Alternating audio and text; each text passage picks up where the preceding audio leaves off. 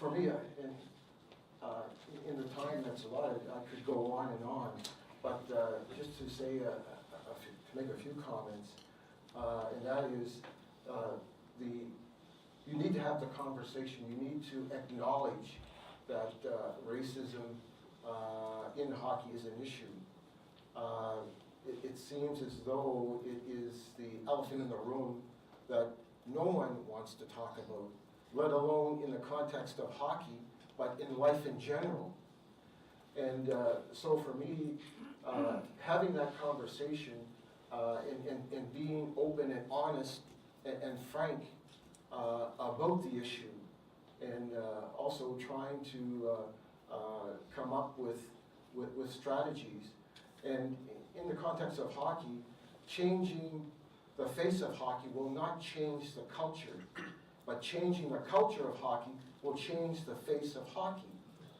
And in terms of, I think, where we're at now, and as a result of a number of initiatives that are taken by the NHL, by Hockey Canada, in terms of introducing kids, particularly minorities, into the game, is great. There seems to be at this point in time, a critical mass, but most of the focus has been on getting them in, introducing them into the game, and not much else in terms of creating the right kind of climate and a culture that would make them feel welcome, and also stimulate and encourage them to develop. And I think there's for me, there needs to be a lot of emphasis placed on that, as well as the organizational culture, changing that in terms of ensuring that when coaches are being recruited and sought, that they have the right fit in terms of personal suitability, coupled with providing the necessary training, whether it be cross-cultural training or race relations training, to be able to deal with the kinds of issues that arise as a result of having a diverse group of players. And what I've done in terms of that regard, again, because of my passion and my desire to try to be an agent of change and to influence change, I prepared a document called Hockey Diversity and Inclusion, Managing Culture Change, Self-Assessment Tool. And this, I actually, what it does, it allows hockey executives, as well as managers and administrators, to assess themselves in a number of areas: their values, their beliefs, their communication styles, etc. I also provide some suggestions or strategies that they might want to sort of look at. Another thing that I think is important in the context of this culture of hockey is recognizing the fact that hockey just didn't evolve.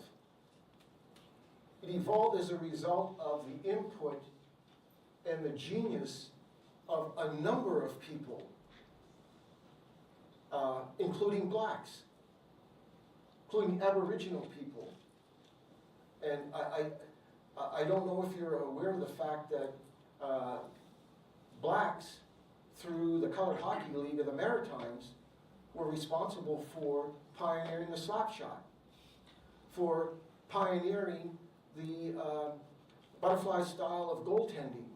In terms of Aboriginal people, they had the early beginnings of hockey that can be traced from lacrosse and the earlier styles of that were transposed into hockey on ice, the pucks, the sticks.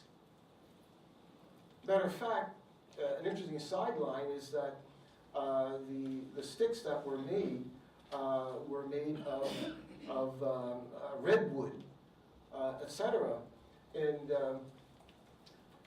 I guess they had developed sort of like a cottage industry, and the demand became so great that they couldn't keep up with it. So what they did, I shouldn't say what they did, but I think there was a partnership wherein the Star Manufacturing Company, and ironically, the Star Manufacturing Company was across the street from where I lived. They started manufacturing the Micmac hockey stick, which was named in honor of the Mi'kmaq in Nova Scotia that were making the hockey stick. And I guess the stick became so popular that it was, I think in 1896, they were being sent all over the world, and they were being used in professional hockey leagues. All to say that there is, when you talk about diversity, and you talk about hockey, there is a real connection that needs to be promoted and celebrated. And I'll end on that. I think that was a great soundbite you gave us, Bob. Changing the face will not change the culture of hockey. And I hope somebody live tweeted that for us, because that was a good one. Are there any questions from the floor at this time?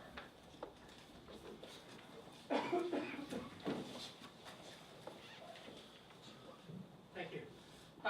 Actually, I'd just like Kalley to take us back a little bit, because we've heard the backstories for Jaden and Lali and Bob.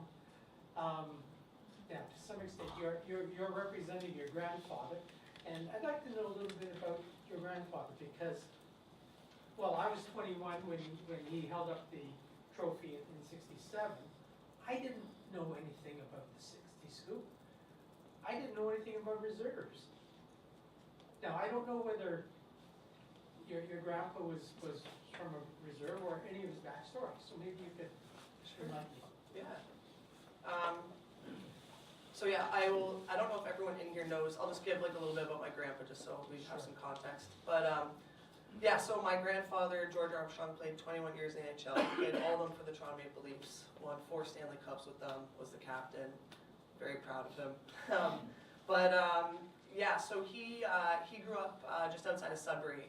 And what makes this story very interesting is that his mother was Algonquin, his father was Irish. So he grew up in a white community. And so because he took on his father's last name, his mother lost her status, and my grandfather then under the government was deemed to be white. So he did not have to go to residential school. Whereas all of his cousins, they ended up having to go. So they all went to Spanish residential school, and so my grandfather has some very interesting stories about going to visit his cousins, and his cousins spending the summers at his house with his parents. So what's very interesting is you kind of look at my grandfather's path and then his cousins, and you just see 2 very distinct paths. So because he did not have to go, he had he had an amazing hockey career. He grew up in a white community. He obviously experienced racism, but he didn't experience a lot of things that his cousins did. And so, so yeah, that's kind of his backstory growing up. And then, you know, he talks about he was lucky to come across a lot of people that treated him well.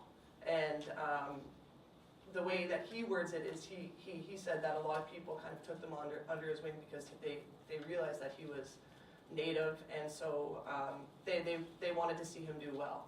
And so, yeah, he ended up, you know, being very successful and got caught by, you know, the Leafs' eye and ended up playing for them. So that's kind of, I guess, his experience. But he took on the nickname the Chief, and so there's some really interesting things in regards to that, in regards to his perception of himself, that obviously we can talk about later if you want to, because I don't want to take too much time. But yeah, is that kind of what you were looking for? Or yeah. But just as a kid growing up at that time as well, and being racialized, Mhm. and knowing that he was, we used to call it Indian, Yeah. right? He was an example for me too, and kids that I knew who were racialized, who felt that, geez, you know, look at George Armstrong, we can do it too. So it was cross-cultural, it was cross nationalities. Right. He, whether he knew it or not, he represented a mentor, or at least a goal for a lot of us. I thank you for that. I will deliver that message, and I've heard other people have the same experience with him as well. So that's very powerful. So thank you. And I think Indigenous people didn't get the federal vote until like halfway through your granddad's career. So I think that's a really important aspect that we understand, that you could play for the Leafs and not vote federally in this country. Hi everyone, thank you all for your stories. Kalley, I did want to ask you this question also. I've been able to experience hockey from the women's hockey perspective, and I'm curious your experience with having conversations about race and racism within the context of women's hockey. My perception as someone who never played hockey but played another sport that was predominantly white women playing softball, baseball, softball, is that the conversation is a little bit different because sometimes the greater focus is on the disparity based on gender as opposed to race. Right. Yeah. No. That's a great perspective, 100%. And Jameson, this like feel free to tap in. Jameson works with. He does research with the Canadian Women's Hockey League, so you probably have a very interesting perspective on this as well. But yeah, I would say, based on my perspective playing female hockey, I don't ever remember race being an issue when I played. And I played amongst players of several different races. They were my teammates that played against them. In the women's game, and from my experience, there's more in terms of gender, homophobia, stuff like that. That was way more prevalent.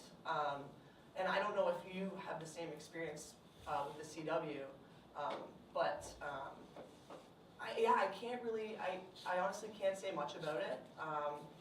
And to add to that, actually, and I don't know if you want me to if I should spark a whole new conversation here, but it would be very interesting to hear your guys' perspective. I wrote this down. I was reading our little manual, and it said, consensually approved racialized humor. And I feel like that would be a very interesting thing to talk about because I would really love to hear your guys' opinions on that. And I will just give a quick, I hope this isn't disengaging from your question too much. But just to give a quick backstory to an example from my grandfather is he talks about his teammates calling him a stupid Indian. And he says it in a way where he's not offended at all. These are his best friends where he might be pulling a prank on Johnny Bauer or Tim Horton, and they go, "Oh, Armstrong, you stupid Indian." And the way my grandfather talks about that is that didn't hurt him because those were his buddies and his best friends. However, if he heard that from from an opposing team, he'd be like, "Hey." So I just think that is a very interesting topic to explore, what consensually approved racialized humor is. And I would be really interested to hear your guys' perceptions or experiences of that because I just feel like it would be very interesting.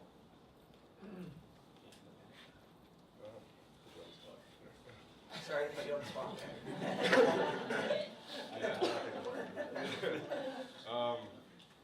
So I think that's definitely a difficult question to answer.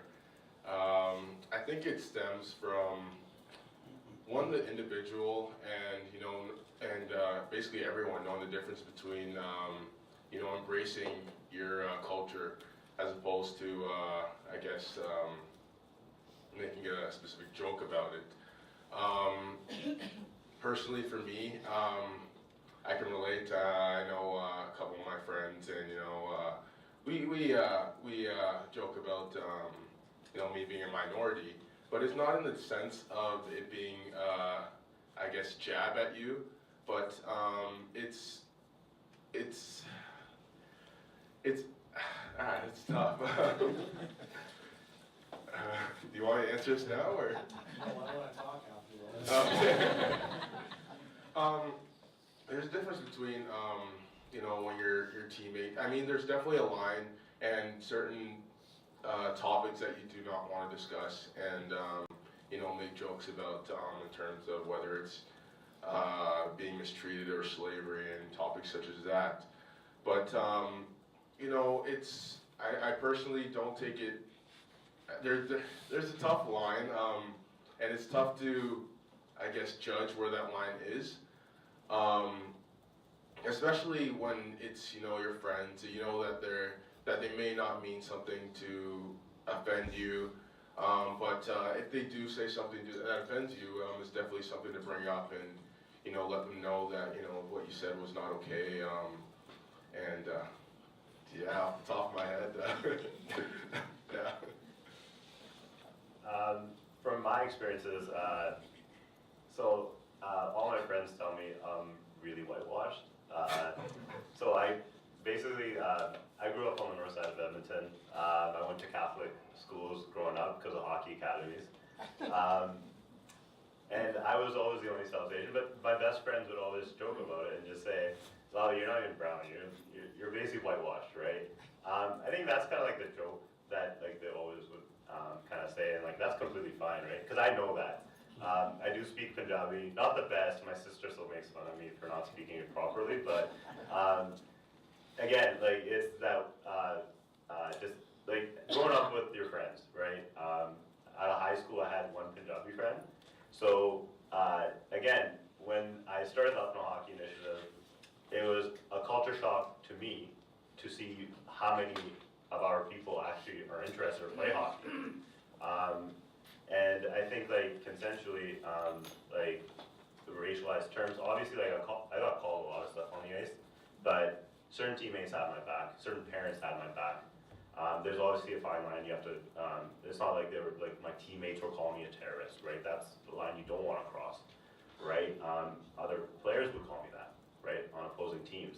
Actually, parents said that, and one of the parents on my team actually stood up for me, right? But in terms of like locker room talk, nothing like crazy. Like, I mean, they always just accepted me as one of them, especially my close friends. There was obviously teammates that didn't like me or parents, but overall, I don't think there was like any like, we wouldn't really joke about racialized terms. That like, like you're a Paki or you're a terrorist or whatever.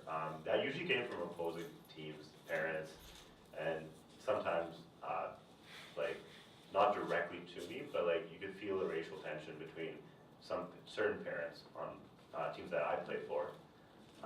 But again, I just and I still have the same group of friends from high school, and we all grew up playing hockey together. One of us actually made, one of my close friends, he made the NHL. Yeah, we were just a bunch of boys playing hockey, and they always just said, Lali, you're the most whitewashed brown person we've ever seen. And that's just how it kind of was. Bob, did you want to jump in? Yeah, for me, because of what I went through, out of suffering you find meaning. And it's as a result of that, there's a sense of respect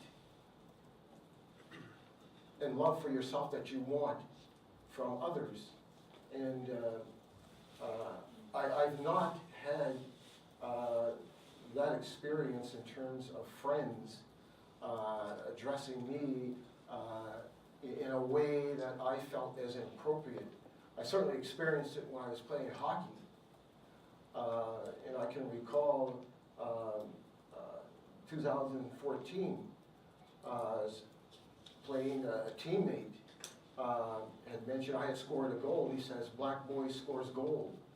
And I sort of looked at him because the word, as you know, boy, connotates another level.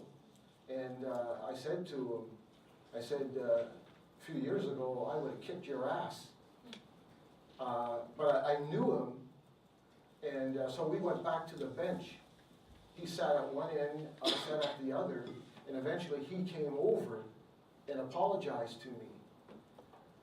So, as I said, for me, because of what I have gone through in terms of accepting myself, in light of what was happening to me that I had no control over, no. I draw the line in terms of how I should be accepted or spoken to. So I'll give you a little context about how that point came up in the guide, which is, I'm glad that you brought it up, Kalley. So Sam and I are going to create a policy document from today. So we would love your feedback about wording and your own experiences about this. What it comes from is a combination of my doctoral research and Dr. Cheryl McDonald's doctoral research and postdoc research on homophobia in hockey. And we found that there was a theme between the two, that consensual humor that is okay by certain players, and it is contextual and it is very individual, as they brought up, can be very useful in creating productive spaces to talk about this issue. So my women's team in Vancouver, we're a half East Asian, half white team, one Indigenous player who calls herself off-white. And we joke about race all the time in our locker room, mostly started by me. But we say, you know, Asians over here, whites over there, we don't sit together, there's no inter-race mingling, or we joke about it a lot, but it is in a space where it has opened up avenues for white players to ask us genuine questions directed at us. But in that context, there is also no hierarchy, and it is in a space where we've played together for over 10 years, where people can challenge each other. So in a youth context, that might not be as acceptable, and that's where checking in with players is super important for coaches. And again, if that player draws a line, then that is kind of the final determination. But we'd love to continue that discussion throughout the day. I think we saw this hand here, and then we'll go. Bob, I do have a question for you, and I'm going to circle back to it, but I want to start with kind of a statement. I'm just extremely excited to be here this morning. Obviously, with Jay is one of my players, and Berkey up here again is one of my players. What you said, Bob, is true. There's no manual about coaching minorities. It's not talked about. So what you guys are doing today, the four of you, I need to be here, and this message needs to get out. So I will get to that question. I've been coaching 14 years full-time. So I've coached the Ontario Hockey League, I've coached here at Queen's for the last 13 years full-time, and I've coached our national program 4 times, and I'm just about to leave tonight for Sweden again. And what's blowing my mind away, and I got one of my close friends here, is I've never really thought, I look at you 4 up there, I look at Berkey, I look at Ryan Suzuki, who I just named to the national program, as hockey players. And that's the way I treat Jay and I treat Berkey. And what you said, Kalley, is absolutely right. It's the relationships. And I think we need to take the time as coaches to develop those relationships first and foremost. And when you create that relationship, you can drive the players with passion and treat them the exact same way. And that's what I try, that's the statement I wanted to make. But what you guys are doing is what I've been waiting to have the conversation with Jay and Berkey about. And I love that we're having it today in front of a bunch of strangers, and it's allowing me to listen, because I don't want to see this in the sport, but I know it does happen. I just heard what you said. So my question to you is, I get to be with Tom tonight in Calgary. What was their response? What was Hockey Canada? What was David Branch, who I know personally? What was their response to your question to bring this up? Because you're right. I don't know about this. I know there probably is coaches. My captain's in front of me too. We never talk about it because we built a culture in our dressing room of family. And these two will vouch for the way I talk. My actions go with it because I care about these guys. And it doesn't matter the race. And I don't want to say I'm unique because I would hope that's the way everyone thinks, but obviously it's not the case. So I would like to know, what is your next step, Bob? Like, what is Tom Rennie saying to you? And I love Tom Rennie, and I have the utmost respect for him, so I'd love to know the response he gave to you. Before I answer your immediate question, what I'd like to say in terms of diversity and the atmosphere that you've created, which is important, it's also important, which obviously you've done, is not overlook the fact that of their uniqueness. And that uniqueness includes who they are as individuals, their color, their abilities, etc. And being able to harness that in such a way that it fits into your overall coaching philosophy and approach. So good for you. We need more like you and your coaches, because creating that kind of culture and climate is important, not only for Jay, but also for the rest of the players, because there is that interconnection, and of course, building that strong interconnection is important in terms of performance and winning. But to come back to your question with respect to Hockey Canada, with respect to the open letter from the three, there was no response from none of them.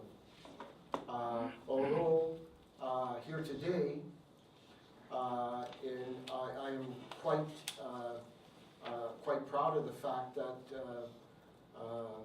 we have Rob Kanasaric from the NHL, and he's here as a result of our ongoing conversation, and also the work that he is doing along with Kim Davis in terms of advancing and addressing the conversation of, or rather the issue of racism, but also looking at bringing about culture change within hockey organizations and within hockey itself, so that it becomes more welcoming, more tolerant.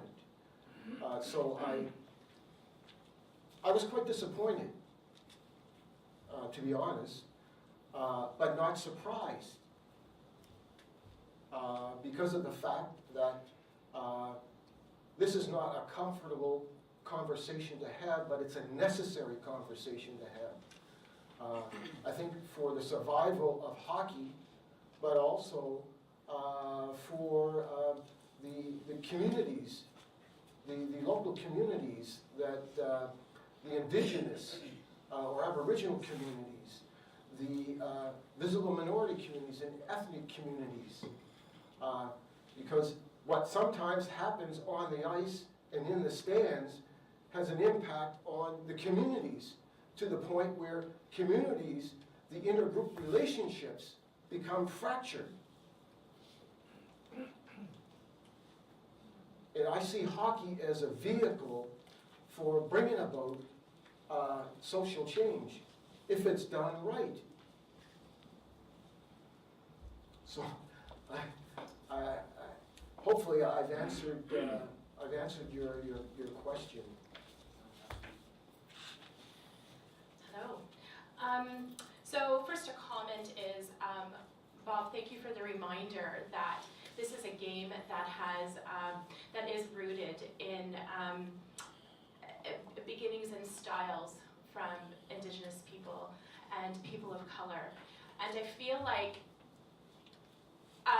the NHL, right? Hockey is so idolized.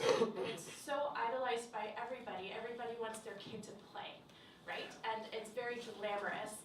And it has this funny extreme, because then we have these beautiful Canadian visions of playing in a pond under moonlight, right? So there are these extremes, and I feel like we need to turn a game that is idolized into a game that is honored, and have that start to change the climate with children and parents especially in the change room. So that is a statement. And secondly, the little team that I love from way up north, the Res Girl 64, they made media because they experienced racism 3 years ago in Thunder Bay. And the irony of this situation, which is so maddening for me, is that they went to the all Native Goodwill Games in Thunder Bay. And the coach there, who is actually Southeast Asian, well, one of the conveners got his Indians mixed up and thought that she was Native and totally ignored her and would not talk to her and gave her one-word answers when she was checking in and registering the team. And so what's so frustrating is that you have this tournament that is designed to celebrate Indigenous culture, and yet within what was supposed to be a safe space, Thunder Bay is a whole other conversation, but even the coach was not in a safe space and it's not even Indigenous herself. And so what I am asking, I guess, is then how are these spaces, especially for children, because for those who are, of a different color and of a different race and who are Indigenous, it seems like such a burden to put on 11-year-olds to constantly turn the other cheek when there are jerks in the stands. And so I'm like, are they given like their own tournament so they feel space and they see other people in themselves? Or do we keep integrating children together and slowly, I don't know. I know that's a huge question, but it's very frustrating because you have these tournaments that are designed to pull people together, and yet this team experienced racism right within the tournament itself, and then at Walmart and a bowling alley. In fact, the coaches were asked to keep their 11-year-olds under control and not have them drink because they're Indigenous. And they were ran into with shopping carts and just shoulders at Walmart. So it's brutal, it's on the ice and off the ice, but this particular community does believe that hockey is hope and it starts on the ice, reconciliation amongst all peoples on the ice. So how do you create a safe space? For me, I think there's a number of things that can be done. Certainly, with the coaches, as I mentioned earlier, in terms of recruiting or selecting coaches that are sort of the right fit, they have the right, personal suitability, I think is important. And among that, it could be cultural competency, how they view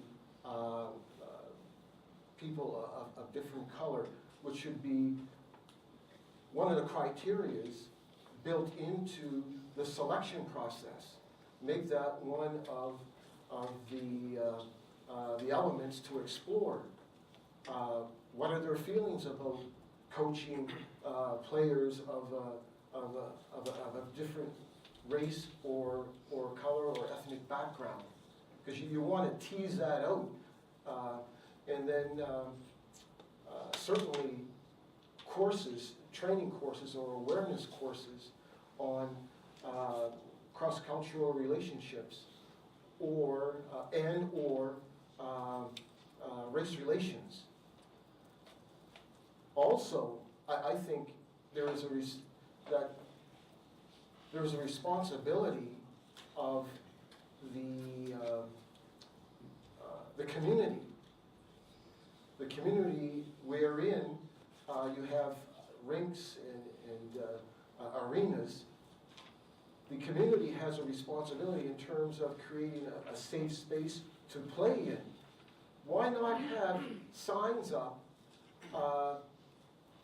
that address the issue of racism? Why not have these signs could be in the general areas, but also in terms of the dressing rooms, to remind kids in terms of respect for one another. Also to have perhaps the signs near the benches Yes. Be nice. And also, why not rink boards?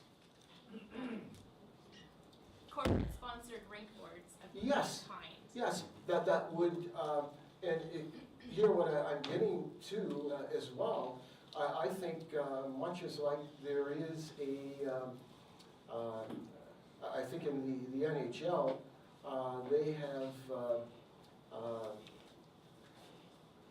with respect to cancer, fight cancer, join the fight. Well, why not have a campaign that would address the issue of racism? Start tweeting. Yeah, so there's, I'm in the process of working on a paper on racism in hockey, a cause for concern and action. And in it I talk about racism, the nature of it in the context of hockey. I also talk about initiatives, some possible solutions. I also provide an overview of the incidences of racism that have occurred over a number of years as a result of going online and looking at different media sources and capturing and reflecting that in the document. Just to get to your other point about sort of celebrating, I have, and I'm sort of updating a paper on the evolution of hockey through the lens of diversity, which talks about the contributions of blacks, talks about the Aboriginal contribution, and also women in terms of the first face mask was worn by a woman. So there is that element to it. So all to say is to education, awareness, which would help create those safe spaces to talk about issues and also to identify solutions. We've got 4 questions in the queue here. I know this is a bit of a maritime feel. I'm a proud of Katie Axman, by the way, to Coach Gibson and to Bob. But you're talking about education. Like most former hockey players, we turn to coaching. And so it's a bit of a question for Kalley. I had to take a level 1 coaching certificate in order to be a GTHL coach in Toronto. And we coached against your Marley team, of course. And we talked about the gender sensitivity training that we had to do in order to complete our training, and also the Speak Out, which was about sexual abuse and that type of thing. So I think that's where you need to attack. You need to attack Hockey Canada to have that section in your in the coaching certification. Even to the point now in the OMHA where they have a parent code of conduct. So it's an online course for every single parent that has to do the code of conduct when they are submitting for the registration for their kids. So whatever you can do to get to Hockey Canada to get that part of the level 1 coaching certification, like Speak Out and like the gender sensitivity training, I think that's what you need to do. Like, if I may, the hockey coach back there for Queens, that message, I think in light of what I said and what that gentleman has said, is if you could convey that to Tom Rennie, that would be good. And the interesting thing about my open letter, I had even threw out the opportunity that I would be willing to have a conversation with these individuals about what we're talking about now. Can I add something to that? Sorry. Thank you for your question. Did you just took your level 1? Yeah. Did they have it? Because I took it 10 years ago, so they didn't have it when I took my level 1 certification. Just to push back against these, I feel like this is a conversation that needs to be explored way deeper, because to push back against these coaching models, I can tell you several cases of male coaches telling me they had their wives take the coaching model for them. And so a lot of these coaches, and I know you take your coaching very seriously, I know you did it, and a lot of coaches do, but at the same time, we really need to reconsider who is coaching, especially at the minor league, because a coach can make the biggest difference in a kid's life and hockey career. And I've seen it myself. And so something needs to change in terms of, the modules, I agree, I think it's great, but my only pushback against that is that people aren't taking them seriously. And they're just running through those slides just to get through them. And I don't know how much they're absorbing. So something needs to be changed in terms of that, because half these coaches don't even take them themselves. I would, if I can add, sorry, I have big voice. From the NHL, we are pushing them to think differently, and that's where our influence is. We have this promotional power. We have this promotional power. The issue that I have is, and I agree with you on those, man, they're outdated, and they're reactionary. Everyone's an ambassador in our sport, and we do nothing for the participants. We don't train them, there's no cultural competency training in this. They are the strongest voice, is the player. So when an incident happens, the people that you adhere to and circle around you are your team. We talk about team. And the missing ingredient for me is building a swell through the children participating and teaching them they're our next parents, they're our future. So I agree, coaches, I know Tom very well, I've had this discussion, it's with USA Hockey as well, we are at the table pushing them through Kim Davis. They know the what, they don't know the how. They know the what, they don't know the how. And today is a great example of, again, my mind going, wow, I'm learning more than, it's like, I continually learn. You're never too young to listen or never too old to learn. And today is a lot of learning, I'm taking notes here, but they know the what, but they don't know the how. So the more pressure from the North Star of hockey, the NHL, from you, from people in this room to make change, it will happen. And now is the time to make it happen.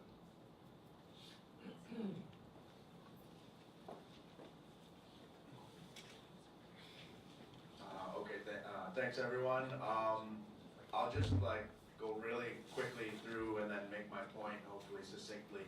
Then, when I was a kid growing up playing in Toronto and the GTHL doing my thing, I can almost remember the moment when I realized hey, I'm part Native and part European. And there was no coaches in the room. It was summer hockey, Moss Park, summer camp, and I just get singled out by this guy, this older boy. And I'm like, wow, he's really making me feel bad, making me cry in front of everyone. And when it's about how you look, And that was a very bad experience for me, but like a lot of people that have gone through it, we love hockey so much, you don't even care. You put up with it. I didn't even say anything, cause whatever, I just took it. When Courtney read the spoken word passage, I started crying because I learned to cry when I really began to embrace my Indigenous roots. I was a part of some really powerful ceremonies, sharing circles. It was the best feeling ever, and so when I cry, I feel better. But I also cry because I love hockey so much, and the fact that people got it a lot worse than me hurts me too.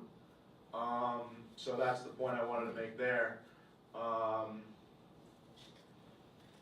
And I think when I felt like I experienced racism in hockey, it was I said to a counselor of mine, you know what, these guys are coming after me because I'm Native. And he's and he just kind of dismissed me. He was just nah, it's because you're lower on the depth chart. And maybe there's something to be said about that. Was it because I was a non-drinker? Was it because I'm studious? You know what I mean? So it can be layered. It can be. And then, the main question I was just going to ask and just kind of feel people out about was in terms of when it's overt and direct and obvious versus when it's covert. And that's how sometimes racism disguises itself in hockey, and so that someone isn't going to get in trouble, and it's not obvious why they don't approve of you. But I love hockey, and that's why we're here, because we want to make it better. Thank you. Does anybody want to respond to Mike's point about covert versus overt racism?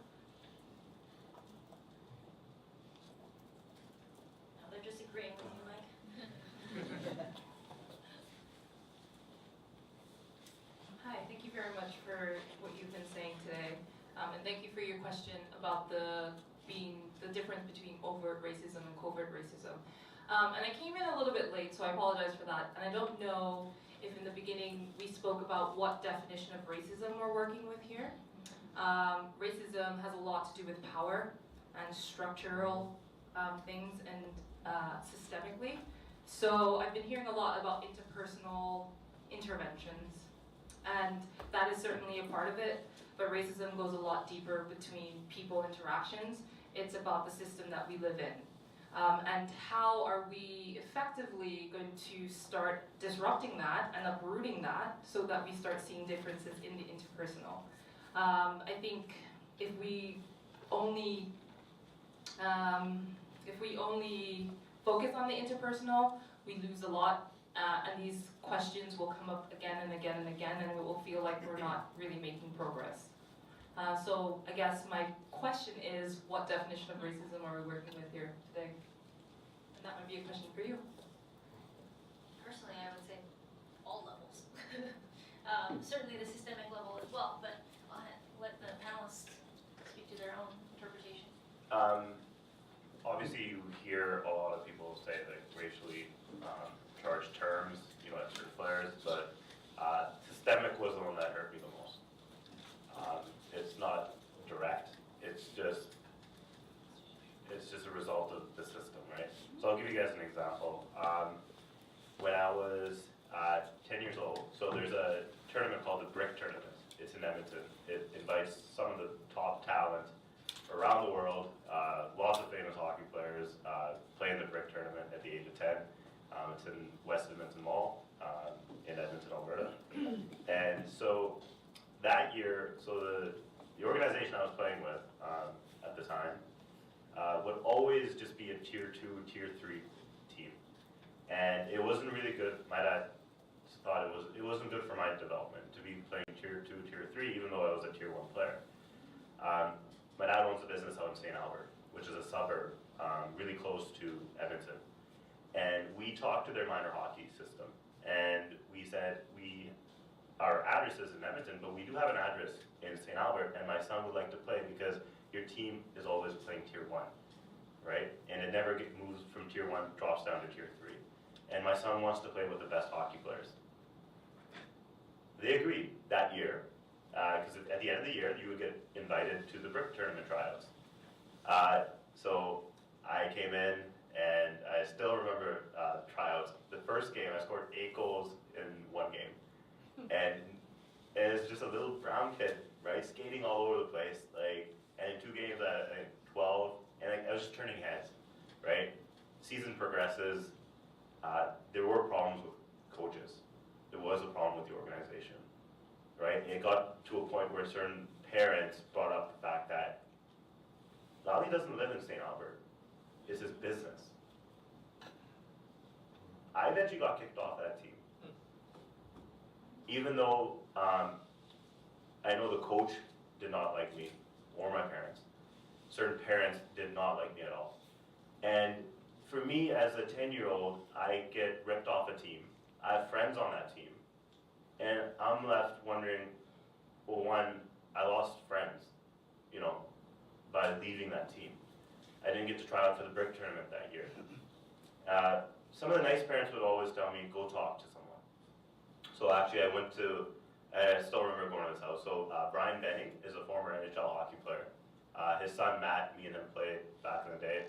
Matt is currently playing for the Edmonton Oilers. So when I was 10, a parent was like, go talk to Brian about what happened. I was such a shy kid when I was growing up. I couldn't talk. I just wrote a letter, and we went to his house for dinner, and I just gave him the letter expressing my feelings towards what happened that year. I was just crying the whole time. And I still remember Brian telling me, and he's watched me play at the time, and he's like, Lali, this is just going to be the start of it. He was very blunt about the systemic racism. People might not say it to your face, right? He said it's going to be systematic. He's like, this is just the beginning.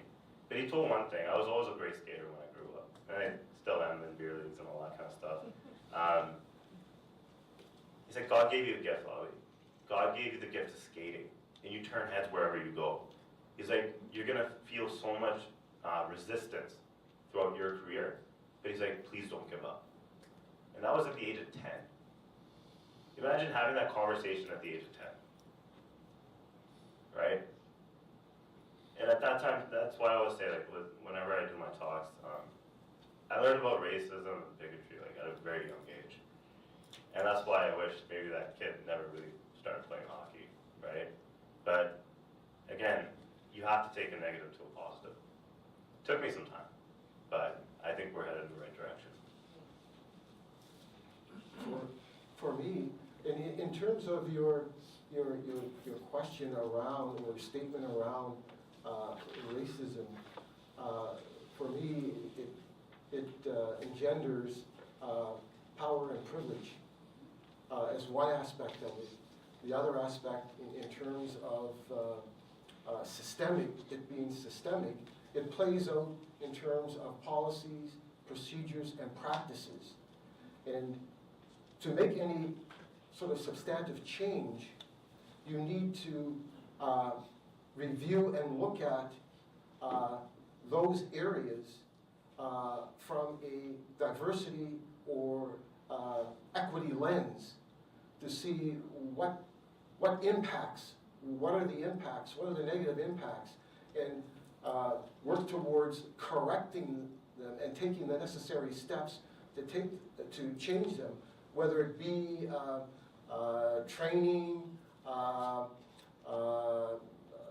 say the recruitment of people from diverse groups, to even look at those policies and practices, to even have them on advisory boards and committees.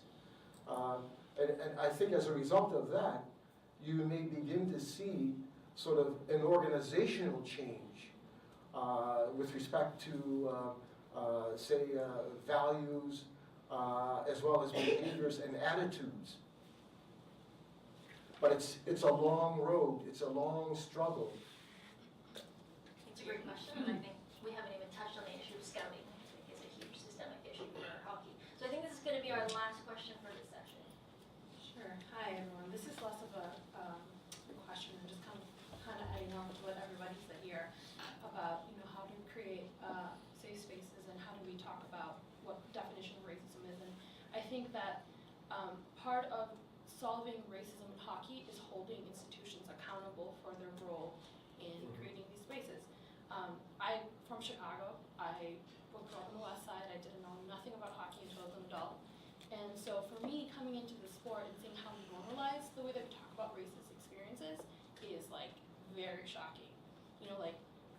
10-year-old kids, kind of like, everybody here I think has had, a racialized experience, you guys up front. And so I think like taking a step back and be like, this isn't normal, and start pushing against that is our first step. And I think it's also kind of institutions like the NHL, like USA Hockey, their hiring practices from the top go. So why do we only have 2 black executives in the NHL? One who was just hired a year ago. Why are people like Armstrong at USA Hockey, I don't know how to pronounce his last name, why does he have a role? Why was there never an apology for that?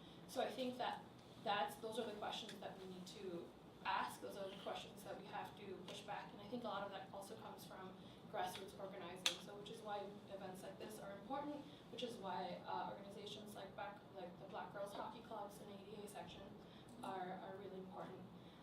But there are some immediate things that we can do, and this is kind of for like the white people in the room, is like actively engage in anti-racism learning, particularly for coaches. I'm Latina and I'm Indigenous, and I don't ever stop learning, and so I don't expect white people to stop learning either. And look at your players and understand that they're people, but also understand their experiences. Yep. Last question. I'm frustrated that hockey just keeps getting it wrong. So I wanted to give 3 quick examples and then I'll pose my question. So the first example is a coach in Peterborough minor hockey. A player of his is called the N-word. It's overheard by the timekeeper. The referees don't hear it, so they say they can't do anything. The coach refuses to resume play, and you guys all know the story. He's suspended for the balance of the season for failure to return to play, and the coach of the opposing team and the player who used the N-word get 3 games. The decision was overturned on appeal, but there's something very, very wrong with that. Jay's already talked about it, others have talked about the situation in Quebec just last month. And one of the things that hasn't been said here is that that player's family, the proposed solution was that they move away from the people who were hurling racist taunts at them. I'm a referee, among other things in hockey. That referee could have cleared that arena, and they didn't do it. And it drives me crazy that so many people in this room have endured this kind of racism, and the governing body, who then, and I've got a picture of Hockey Canada's board up, and you know why? Because it's 10 white middle-aged men. And the third example, you touched on taking the gender sensitivity training. And if you look closely at that, you'll see 2 things. One is it's only mandatory in Ontario. And the second is it's only mandatory in Ontario because they lost at a human rights tribunal. And Hockey Canada had an opportunity to make some sort of sensitivity training mandatory across the country and chose not to. They only made it mandatory in the province in which they lost a human rights tribunal. And they even go so far as to comment on that at the beginning of the training. It was really good training, I'll tell you too. It is fantastic training, I would give you that.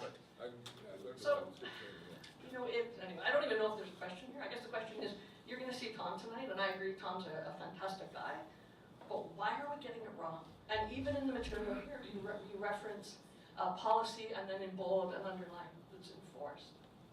And we're not doing a very good job in our sport of enforcing it. I had a Japanese player called yellow in a game the other day, and because the ref didn't hear it, other players heard it, but only the on-ice official.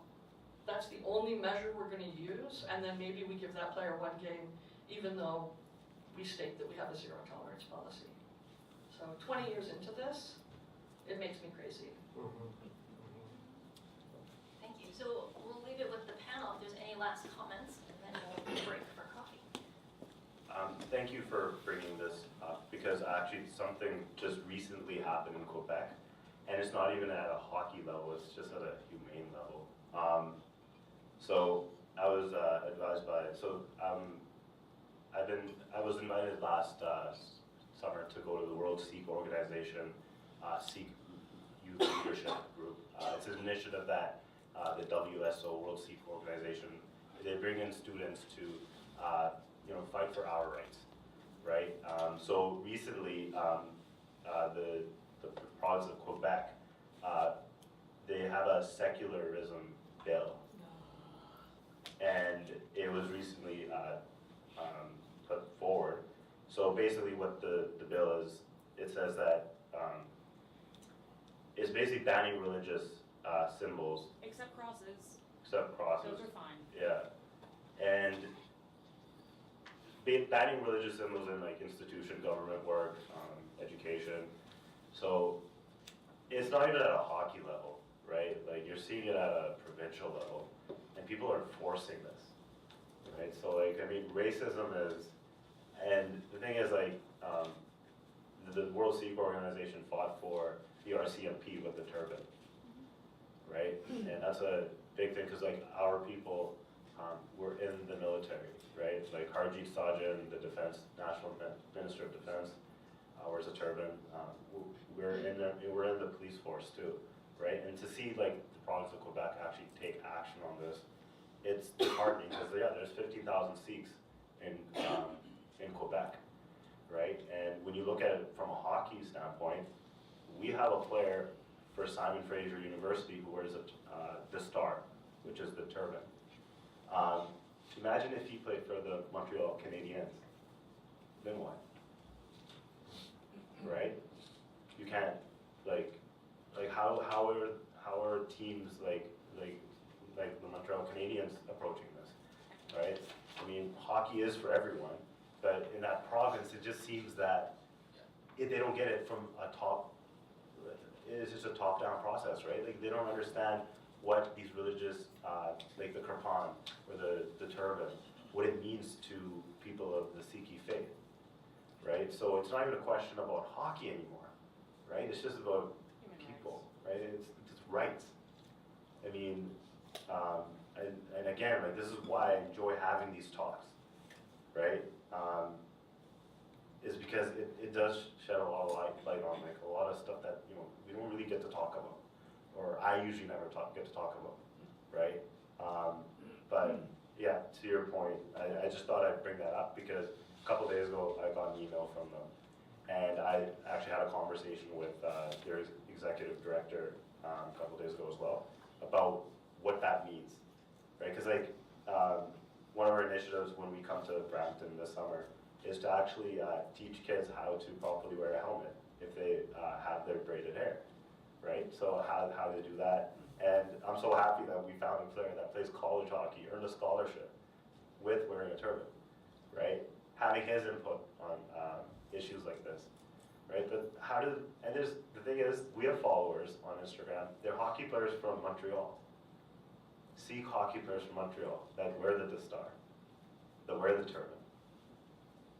And for the province to do that to them, it's just, I don't know, I'm just at a loss for words at this point with what's going on in Quebec.